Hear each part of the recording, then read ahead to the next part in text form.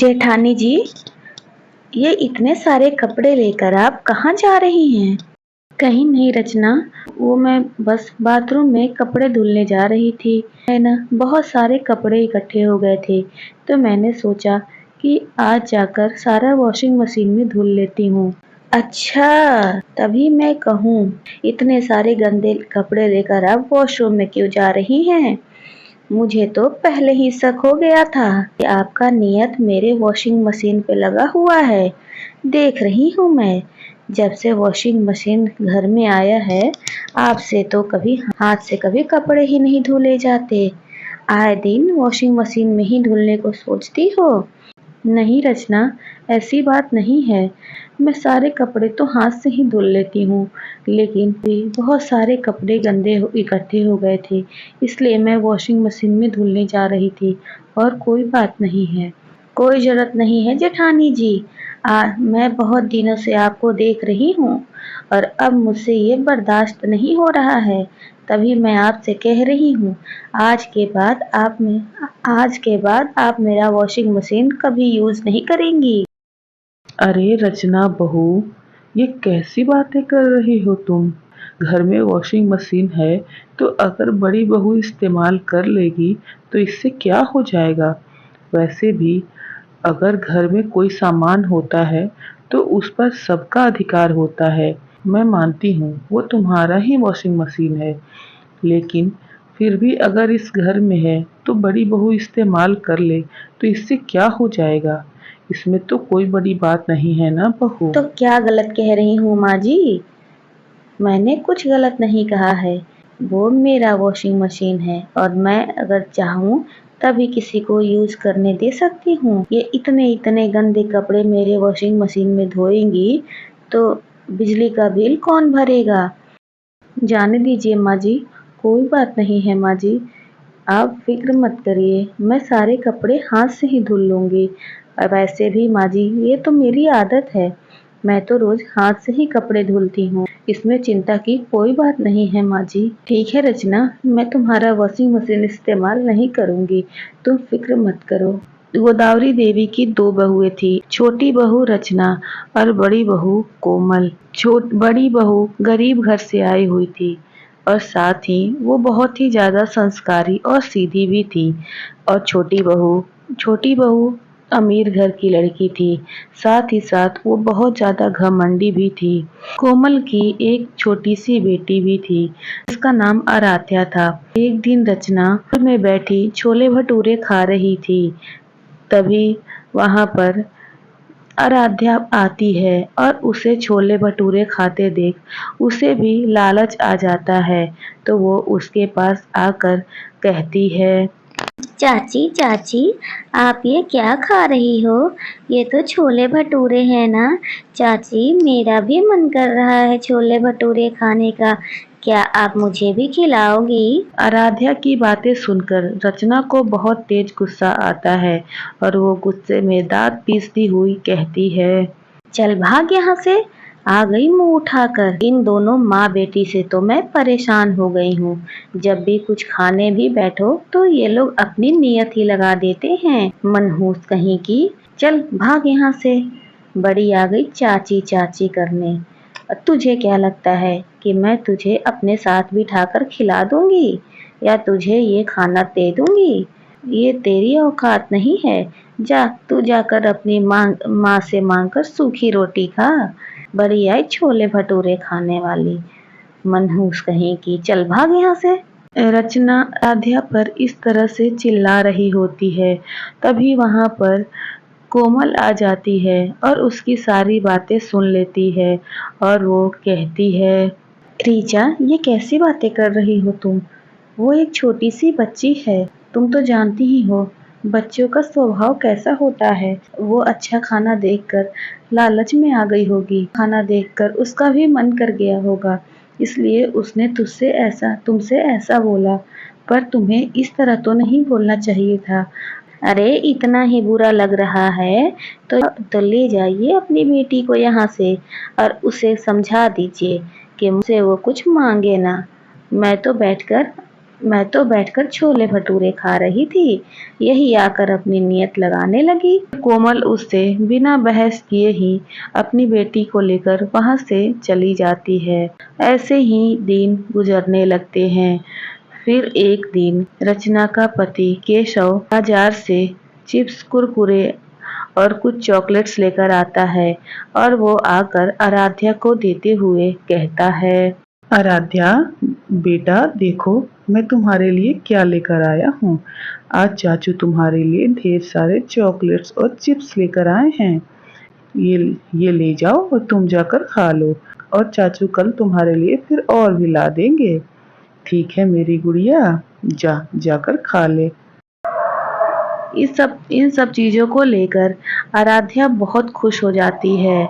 तभी वहां पर रचना आ जाती है और अपने पति को अपनी जेठानी की बेटी पर इतना प्यार लुटाते देख उसे अच्छा नहीं लगता और वो गुस्से से बौखला जाती है।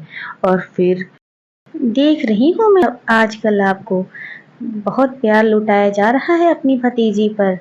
अरे ऐसा ही चलता रहेगा या या सब कुछ सही भी होगा तो दूसरे के बच्चों में ही दिल बहलाने में लगे रहते हैं। अपने बच्चों की तो कोई सुध ही नहीं है। अरे हमारी शादी को इतना टाइम हो गया लेकिन अब तक हमारे बच्चे ही नहीं हुए। उस बात की तो आपको कोई फिक्र ही नहीं है, लेकिन आपको अपनी भतीजी पर प्यार लुटाने से फुर्सत ही कहाँ है। अब देखो अपनी भतीजी पर प्यार लुटाते रहते हो जैसे वो आपकी भतीजी ना आपकी बेटी ही हो। आपको क्या होगी अपने औलाद की चिंता, आपकी भतीजी है ना आपके लिए। अरे तुम कैसी बातें कर रही हो रीचा? वो एक छोटी सी बच्ची है, और वो है तो हमारे भाई की ही बेटी। मैं उसका चाचू हूँ। अगर मैंने उस पर थोड़ा प्यार ही लुटा दिया तो इसमें क्या हो गया? तुम्हें क्यों इतनी प्रॉब्लम हो रही है? ना जाने तुम्हें क्यों हमेशा प्रॉब्लम ही होते रहता है। अरे तो इसमें मैं क्या कर सकता हूँ? मैं कोई भगवान थोड़ी हूँ जो अपनी मर्जी से बच्चे पैदा कर लूँ।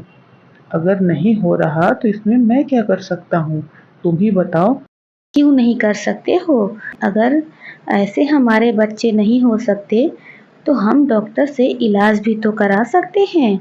लेकिन आपको कहाँ चिंता है, आपको तो कोई टेंशन ही नहीं है। मैं कह कह के थक जाती हूँ लेकिन आपको कोई फर्क ही नहीं पड़ता है। चलो आज चलकर डॉक्टर को दिखा लेते हैं। अगर आज आप नहीं गए तो फिर मुझसे बुरा कोई नहीं होगा। ठीक है, अगर तुम यही चाहती हो तो चलो डॉक्टर के पास चलते हैं, और तुम जहाँ जहाँ कहोगी वहाँ हम डॉक्टर को दिखा लेंगे। तुम फालतू की लड़ाई झगड़े मत किया करो।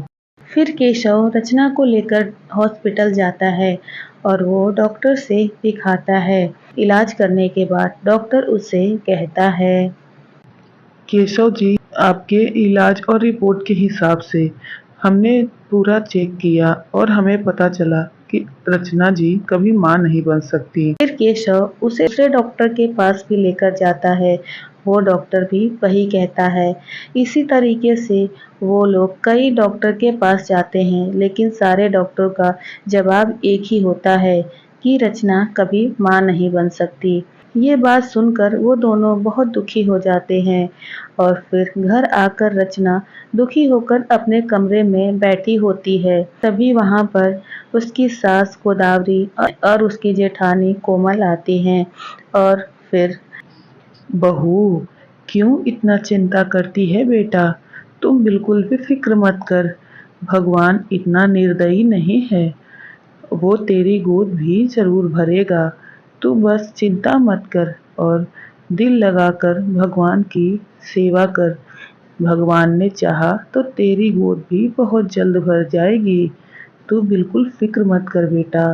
जिंदगी में तो दुख सुख आते ही रहते हैं। तेरी जिंदगी में भी खुशियाँ जरूर आएगी। तुम फिक्र मत कर बेटा। माता रानी तेरी गोद जरूर भरेंगी।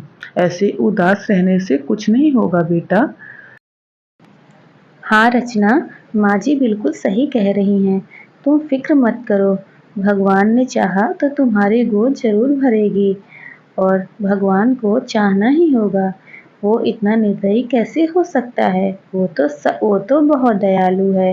वो सबकी गोद भरता है। मैं भगवान से प्रार्थना करूंगी, वो तुम्हारी गोद भी ज़रूर भरेंगे।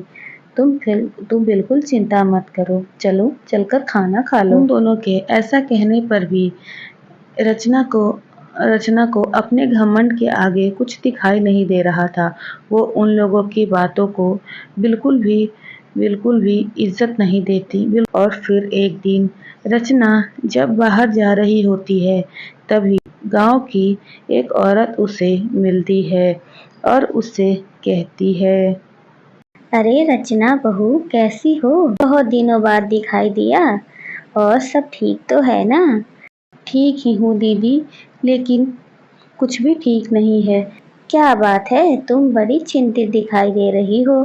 कोई बात है क्या? अगर कोई बात हो तो मुझे अपनी बड़ी बहन समझकर बता सकती हो। हाँ दीदी, आप सही कह रही हैं। मैं बिल्कुल भी ठीक नहीं हूँ। मैं मैं कुछ दिन पहले डॉक्टर के पास गई थी और सारे डॉक्टर ने इलाज करने के बाद यही कहा है कि मैं कभी माँ नहीं बन सकती।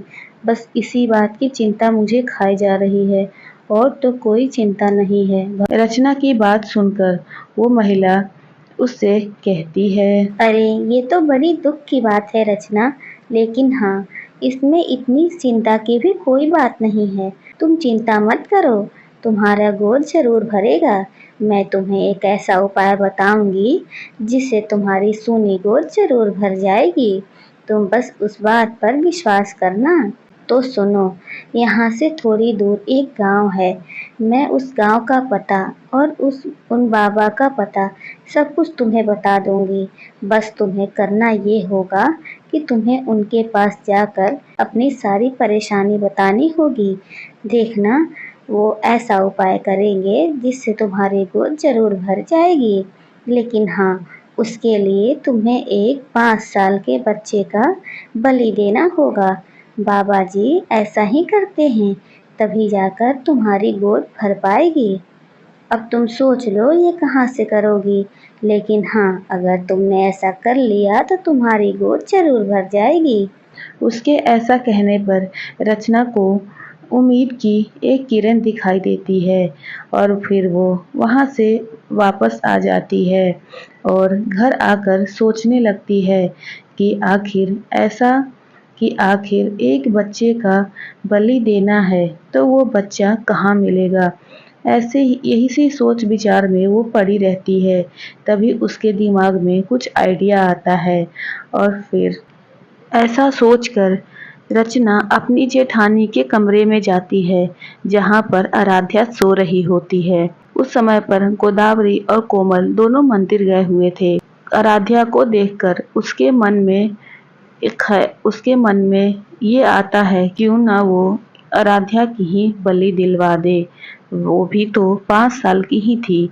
ऐसा सोचकर आराध्या को जगाकर अपने साथ लेकर जाने लगती है।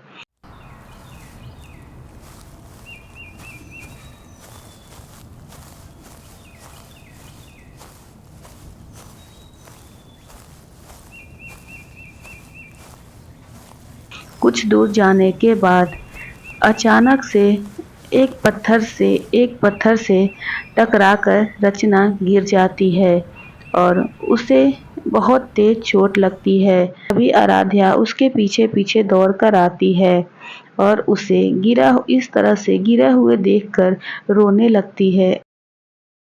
छोटी माँ, क्या हुआ आपको? आप ठीक तो है ना छोटी माँ? कोई है, बचाओ। मेरी माँ को बचाओ, मेरी माँ को कोई बचाओ। छोटी माँ, आप ठीक तो हो ना? छोटी माँ, क्या हुआ आपको? आराध्या के मुंह से अपने लिए माँ शब्द सुनकर रचना के दिल में उसके लिए प्यार उमड़ने लगता है। वो देखती है कि आराध्या उसके लिए कितनी ज़्यादा परेशान हो रही थी, और वो उसके लिए रो भी रही थी और उसे छोटी माँ कहकर पुकार रही थी। ये सब देखकर रचना को अपनी गलती का एहसास हो जाता है और उसके दिल में आराध्या के लिए ममता जाग जाती है। फिर वो अपनी गलती पर पछताने लगती है। किसी तरह हिम्मत करके रचना उठती है और आराध्या को अपने गले से लगा लेती है। हे भगवान, ये मैं क्या करने जा रही थी? मैं तो कितनी पापिन हो गई थी। अपने स्वार्थ में अंधी होकर एक बच्ची के साथ कितना अन्याय करने जा रही थी। हे भगवान, आज तो मुझसे घोर पाप हो जाता, लेकिन घोर पाप हो जाता। भगवान, बहुत बहुत धन्यवाद आपका, जो आपने मेरी गलती सुधार दी। फिर वो उसे लेकर घर चली जाती है। उस दिन के बाद से वो आराध्या को बहुत ज़्यादा प्यार करने लगती है। उसके इस बदले हुए स्वभाव को देखकर गोदावरी और कोमल दोनों को पहले तो आश्चर्य होता है। वो लोग देखती हैं कि वो सच में आराध्या को बहुत ज़्यादा प्यार करने लगी थी और उसका ख्याल रखने लगी थी। तो उन दोनों को ये सब देखकर खुशी होती है।